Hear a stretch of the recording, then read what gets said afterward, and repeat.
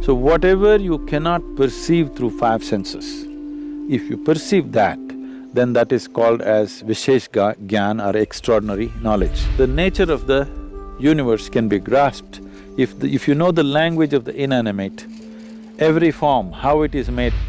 As the concerns of survival recede, human beings will naturally evolve into perceiving higher things.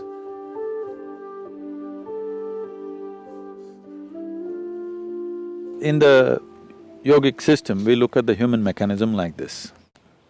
There are five dimensions to it, there are five layers to it. Usually it's referred to as sheaths, ore it's called, that means sheath, one inside the other.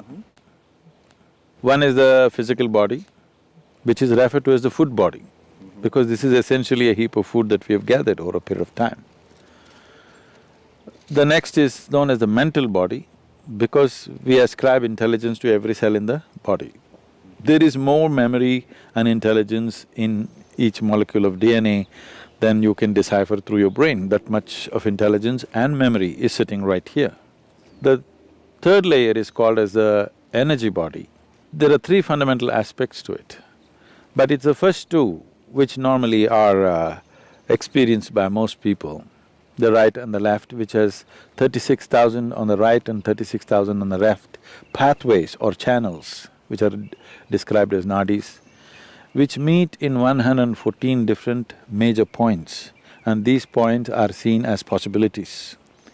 So, mysticism identifies these 114, the geography, the energy geography of the body, and how you could exploit this to transcend the limitations of the human mechanism.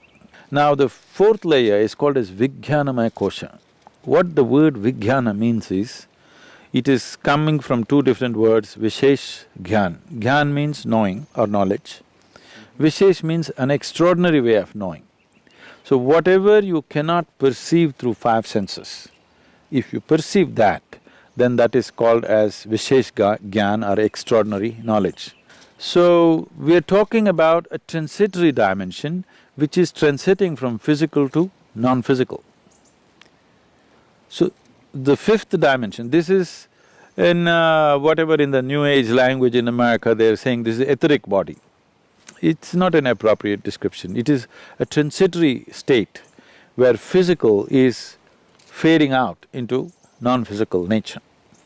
The fifth dimension is referred to as Anandamaya Kosha, which literally translates as bliss body. This does not mean there's a bubble of bliss or something inside. It is purely non-physical in nature. Because it is non-physical, we do not know how to define or describe it. There is no definition to it, there is no description to it. We're only talking about it from our experience. Whenever we touch it, we feel blissed out. So like children, we're calling it bliss body, because we do not know what is the nature of what it is, and it is not physical in nature, so we cannot put it into definition of words or descriptions or whatever. Now to enter into this dimension is the whole process of mysticism, because this non-physical nature is further classified in terms of our experience, how profoundly you involve in it. They talk like this. You can be in a fine spray of shower from this non-physical and how you will be. Or you can be drenched with it and how you will be. Or you can soak yourself in it and how you will be. Like this it is described. In this context, it's a…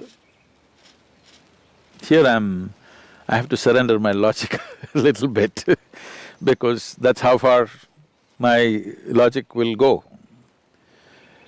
What this means is, these are referred to as different dimensions of stillness. How can stillness be of different dimensions? For example, in our experience, if you're… normally a human being is breathing somewhere 12 to 15 times per minute. Breath is very directly connected to how the mental fluctuations happen. I don't know if science has explored this, but in our experience it's very much there.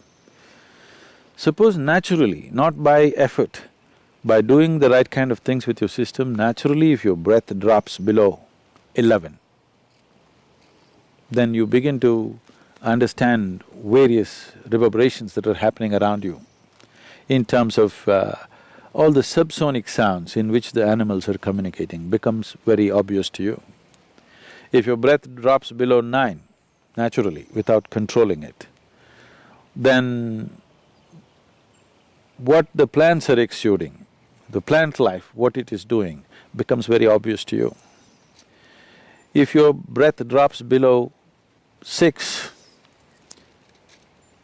then what the inanimate things, how they're reverberating, this is known as rithambara pragna. That means the reverberations of every form and the sounds attached to it become very clear to you. Or in other words, the nature of the universe can be grasped. If you know the language of the inanimate, every form, how it is made, what is its nature, what it is right now and what it will evolve into, or what it was yesterday and what it is evolved into, all this is becoming apparent to you. As the concerns of survival recede, human beings will naturally evolve into perceiving higher things. But the important thing is the level of static, because breath is a survival process. If you sit still, it goes down. The more still your body becomes, the less you breathe. If you bring your whole system to a certain level of stillness, not being in a hyperventilated state, then your perception goes on increasing. So as the stillness deepens, these are referred to as, traditionally there are various ways in which it is presented. It is usually called as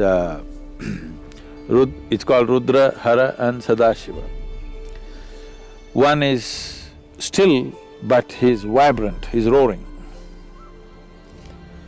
Another is still, but he's in activity still. Another is absolutely still. Now always that which is absolutely still is referred to be as the ultimate intelligence. Everything else, in its anxiety to be active, it is sacrificing its intelligence at a certain level to be in a state of action. But that which is absolutely still is considered the highest intelligence. It is only in Eastern mysticism, the source of creation is been always celebrated as the highest intelligence. This is the biggest mistake I think modern societies have made is, people were told, God is compassion, God is love, God is generosity. These things mean something to you only when you don't have them. If you're not loved, you will look up, God should love you. If you're not fed well, you want a generous God. If you are down in some way, you want a compassionate God. But if you don't make any assumptions, if you look at a blade of grass, if you look at a flower, if you just look at the structure of an atom, one thing is, the source of creation is the highest level of intelligence that you can ever recognize anywhere. If you look at the creation, it is smack with intelligence all over the place. If we had only told people God is intelligence, we would have had a more sensible world. That's what I'm thinking and that's what I'm trying to bring it into people's experience, that the source of creation is the intelligence. If you recognize that, you try to emulate that.